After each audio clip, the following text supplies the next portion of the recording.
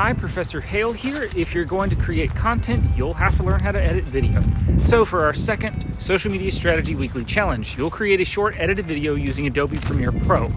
Submit your video as a YouTube link by Sunday, February 13th at midnight. Here are the requirements for the video.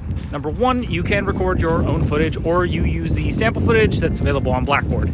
Number 2, it must contain multiple clips. This means that you're going to need to cut and trim and work with multiple clips on your timeline. 3, the finished video should be around 30 seconds to 120 seconds in length. And number 4, include at least one video transition effect. Cross dissolve, dip to black, you get to pick. Those are the minimum requirements. You can do more if you want, but you have to include all of those elements to be able to get full credit.